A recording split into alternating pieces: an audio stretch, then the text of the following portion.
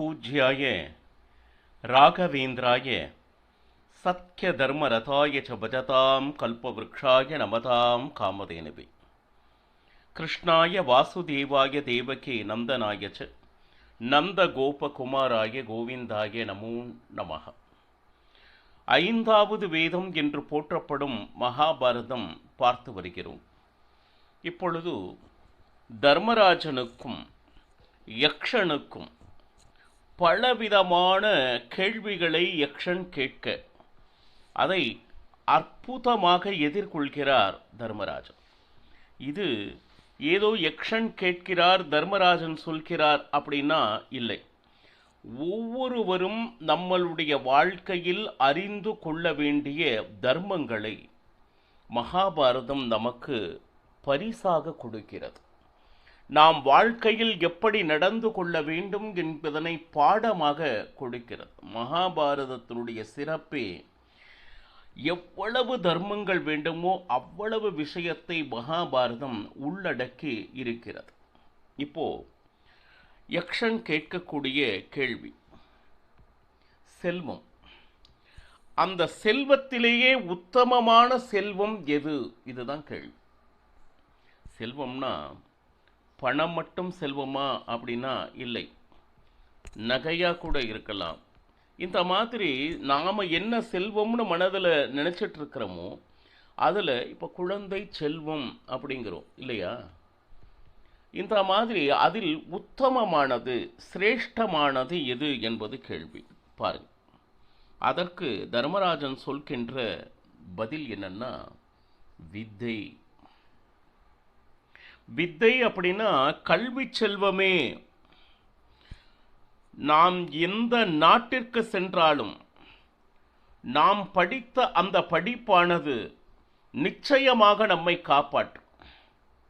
இப்போ நம்ம கிட்ட பணமாக இருந்தால் அது களவு போகக்கூட நமக்கு நிறைய வாய்ப்புகள் இருக்கிறது.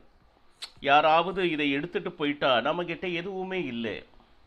அது மட்டும் அல்லாமல் இந்த செல்வத்தை நீங்கள் செலவு செய்ய செய்ய குறைந்து கொண்டே வரும்.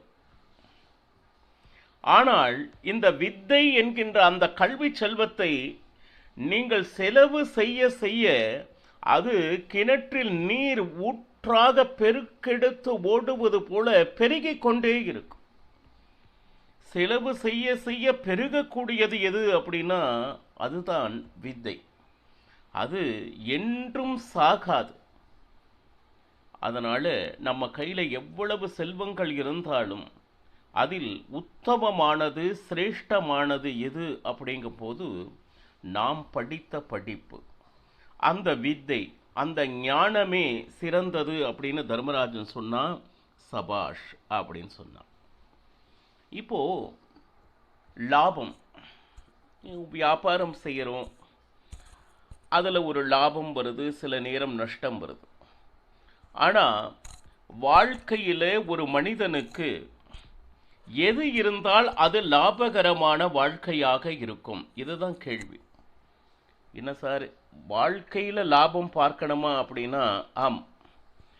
நடந்து வரும் பொழுது அந்த வாழ்க்கையினுடைய பாதையில் இந்த ஒரு விஷயம் மட்டும் கிடைச்செடுத்தோன்னா வாழ்க்கையே மிகப்பெரிய லாபம் அப்படின்னு நினைக்க தோன்றும். என்னது அப்படின்னு சொல்லிட்டு கேட்க தர்மராஜன் சொல்றான், உடலில் இருக்கின்ற ஆரோக்கியமே மிகப்பெரிய லாபம் அப்படிங்கிறான். பாருங்க, நீங்க எவ்வளவு செல்வம் உங்ககிட்ட இருந்தாலும் அதை அனுபவிக்க வேண்டும் என்றால் ஆரோக்கியம் முக்கியம். சரி, ஆரோக்கியம் மட்டும் தவறி இருந்தால் இந்த வாழ்க்கையே நரகமாக தோன்றும். உங்களால் எது ஒன்றிலும் முழு மனதோடு அதில் கலந்து கொள்ள முடியாது, சுகப்பட முடியாது. ஏன்? வாழ்வதிலேயே உங்களுக்கு விருப்பு இருக்காது, ஆரோக்கியம் தவறி சென்றால். ஸோ எல்லாத்த விட ஆரோக்கியம் மிக மிக முக்கியம். அதுவே வாழ்வின் லாபமாகும் அப்படின்னு சொல்லிட்டு மகாபாரதம் அறிவுறுத்துகிறது. அடுத்து சுகங்களிலே உத்தமமான சுகம் எது அப்படிங்கிறார். எது சுகம் அதிகம்? போதும் போதும் என்கின்ற எண்ணம் இருக்கு இல்லையா? இந்த ஒரு விஷயம் போல இந்த உலகத்தில் மிக அதிகமான சுகம் எதுவும் இல்லை அப்படின்னு சொல்ற. இறைவன் எனக்கு எவ்வளவு கொடுத்திருக்கிறான் என்பதை நினைத்து அந்த சந்தோஷிப்பவன் இருக்கிறான் இல்லையா? அடா அடா அடா அடா, எனக்கு என்ன சார் குறைச்சல்? ஆண்டவனுக்கு எல்லாமே கொடுத்துருக்கான். அப்படி இருக்கும் போது நான் ஏன் கவலைப்படணும் அப்படின்னு சொல்லிட்டு ஆண்டவன் சிறிய அளவு கொடுத்தாலும் அதில் பெரிய அளவுக்கு திருப்தியை தேடுபவன், திருப்தியை வைத்திருப்பவன், திருப்தியோடு வாழ்பவன் எவனோ அவன் சுகவாசி. இப்போ ஒரு சிலருக்கு எப்படின்னா, எவ்வளவோ செல்வங்கள் இருந்தாலும் சரி, இன்னும் வேணும் இன்னும் வேண்டும் என்கின்ற எண்ணம் யார் மனதில் இருக்கிறதோ அவன் உலகத்திலே மிகப்பெரிய தரித்திரன். ஏன்னா எவ்வளவு வந்தாலும் அவன் மனதில் நிச்சயமாக திருப்தி என்பது வரவே வராது. அப்போ அதை தேடி ஓடுவதிலேயே கவனத்தை செலுத்துவான். இந்த வாழ்க்கையை அவன் வாழ தவறுவான். அப்போ அந்த செல்வத்தை வைத்து எப்படி வாழ்வது என்பதை அறியாதவன் யார் என்றால், அந்த மனதில் போதும் என்கின்ற எண்ணம் இல்லாமல் ஓடிக்கொண்டே இருப்பவன். ஓடிக்கொண்டே இருப்பதனால என்ன வரும்? நிச்சயமாக அந்த களைப்பில் அவன் ஆரோக்கியம் கெட்டுவிடும். அப்ப மீண்டும் அதற்காக ஓடத் தொடங்குவான். கடைசியில் அவனுடைய வாழ்க்கையே ஓடி ஓடி ஓடி ஓடி களைப்புற்று ஒரு நாள் நான் ஏன் ஓடினேன் அப்படின்னு சிந்திக்க தோன்றும். அதனால கூடுமான வரையிலும் என்னை சுற்றி என்ன இருந்தாலும் இது இறைவன் எனக்காக கொடுத்தது. நம் கணவனா இந்த மாதிரி யார் எனக்கு கணவனா கிடைப்பாங்க? முதலில் திருப்திப்படுங்க. என்னுடைய இது சிறிய வீடா?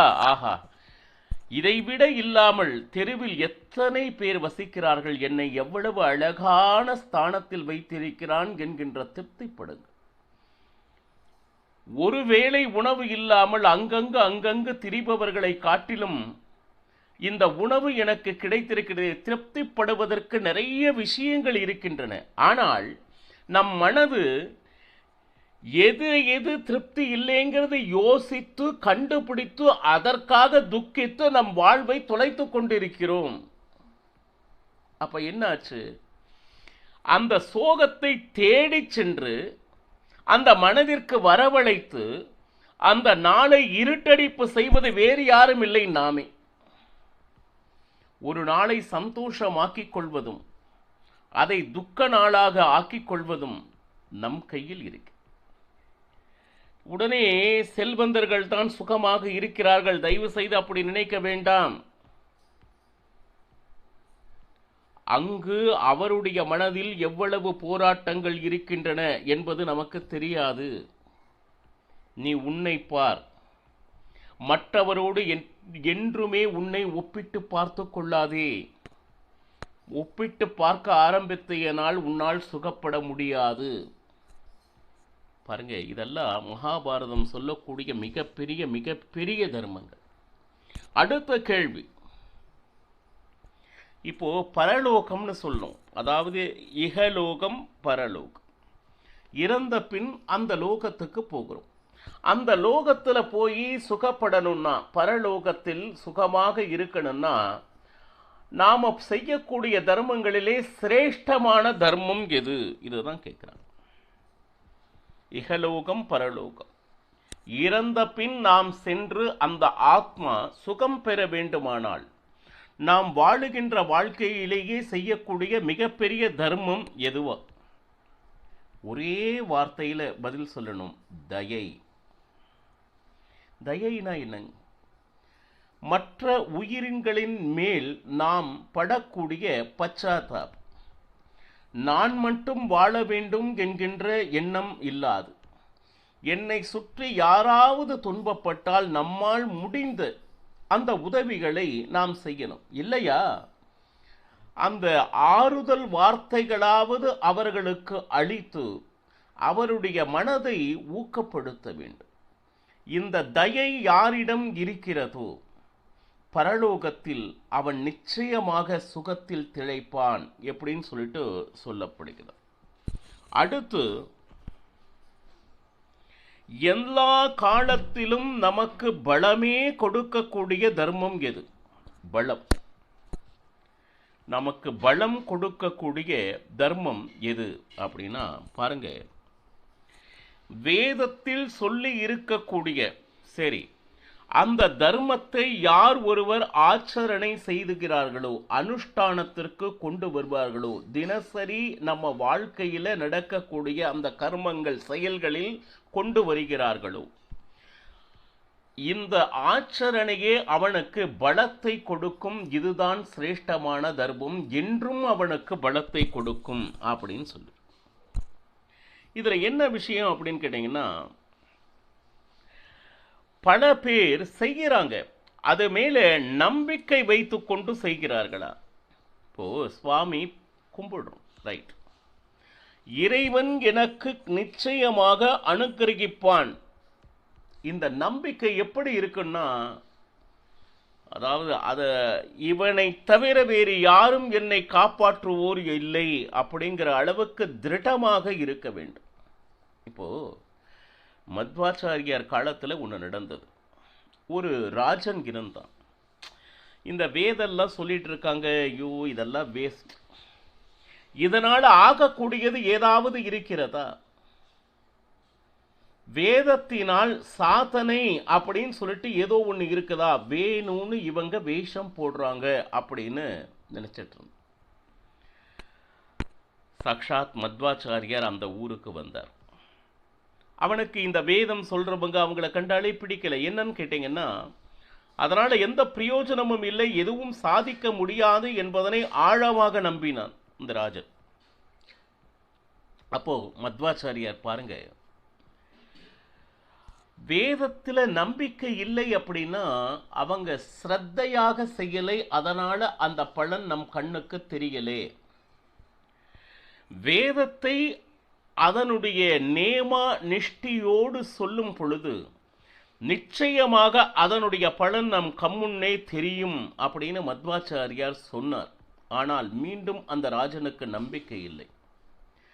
பாருங்க, ஒரு சிறிய பீஜம் என்றால் விதை. அந்த விதையே முன்னாடி அவர் அந்த வேத மந்திரங்கள் சொல்ல சொல்ல சொல்ல சொல்ல அந்த விதையானது மெல்ல மெல்ல மெல்ல துளிர்த்து செடியாகி மரமாகி பழங்களையே கண்முன்னே கொடுத்தது அப்படின்னு மத்வாச்சாரியார் சரித்திரம் சொல்லுது. எந்த அளவுக்கு நிஷ்டையோடு எந்த ஸ்வரத்தில் அதை உச்சரிக்க வேண்டுமோ அப்படி உச்சரிக்கும் பொழுது வேதம் அந்த என்ன தெரியுங்களா, அந்த பலனை அப்போ அப்படியெல்லாம் இல்லை, அப்பவே கொடுக்கக்கூடியது என்பதை நிரூபி. இப்போ கணபதி ஹோமம் அப்படின்னு சொல்லி ஒரு நிஷ்டையோடு இருக்கக்கூடிய ஒரு அந்தனர் தன் மனதில் அந்த வேத மந்திரத்தை ஆழமாக நினைத்து அந்த மந்திரத்தை ஸ்பஷ்டமாக ஸ்ரத்தையாக அந்த ஹோமத்தை செய்யும் பொழுது எந்த தேவதைக்கு நீங்கள் அந்த ஹோமத்தை செய்கிறீர்களோ அந்த யாக தீயில் அக்னியில் அவருடைய உருவம், அந்த தேவதையினுடைய உருவம் பிரத்யக்ஷமாக உங்களால் காண முடியும். ஏன்னா பஞ்சபூதங்களால் ஆன உடம்பு நம்முடையது. அதாவது நீர், நிலம், நெருப்பு, காற்று, ஆகாயம் அப்படின்னு பஞ்சபூதங்கள் சொல்றோம் இல்லையா? இவை ஐந்தும் கலந்தது நம்மளுடைய தேகம். என்னன்னா நம்மள அந்த கலக்கும் பொழுது மண்ணு ஜாஸ்தி ஆயிடுது. அதுதான் உங்களுக்கு மண்டையில் களிமண்ணா அப்படின்னு நகைச்சுவையாக சொல்லுவாங்க. ஆமாம், அதனால தான் இந்த வியர்வை அந்த மாதிரி அந்த துஷ்கந்தங்கள் நிறைந்தது. அதனால தான் இந்த தேவதைகளுக்கு நம்மளுடைய தேகம் பிடிப்பதில்லை, துர்கந்தம் பிடிக்காது. அதனால தான் எந்த அளவுக்கு பூஜையில் செல்லும் பொழுது ஸ்நானம் பண்ணி சுத்தமாக செல்கிறோமோ அப்பத்தான் அந்த அதிகாரம் நமக்கு வருகிறது. ஆனால் தேவதைகளுக்கு உடம்பு எப்படி இருக்கு? எப்படி ஆனது அப்படின்னா இதே பாஞ்ச பௌத்திக சரீரம்தான். ஆனால் அவர்களிடத்தில் அக்னி அதிகம், நெருப்பு அதிகம். அதனால்தான் அந்த யாகத்தீயில் தேவதைகள் அக்னியில் பிரதிபலிக்கிறார்கள். கணபதி ஹோமம் என்றால் சாக்ஷாத் கணபதியே அந்த அக்னியில் தெரியுவார். எப்பொழுது அப்படின்னா அந்த வேதத்தை நம்பி ஸ்பஷ்டமாக ஸ்ரத்தையாக யார் ஒருவர் யாகம் செய்கிறார்களோ நிச்சயமாக அந்த தேவதைகள் அந்த யாகத்தில் தெரிவார்கள். இதெல்லாம் அந்த காலத்தில் கண்முன்னே நிதர்சனமாக நடந்த ஒரு விஷயம். பாருங்க, யக்ஷன் கேள்வி கேட்பதனால், அதற்கு தர்மராஜன் பதில் சொல்வதனால் நமக்கு எவ்வளவு எவ்வளவு விஷயங்கள் தெரிந்து கொண்டிருக்கிறது மகாபாரதத்தில். இன்னும் நிறைய இருக்கிறது பக்தர்களே. நாளையும் பருகலாம். சர்வம் ஸ்ரீ கிருஷ்ணார்ப்பணமஸ்து. ஹரே ஸ்ரீனிவாசா.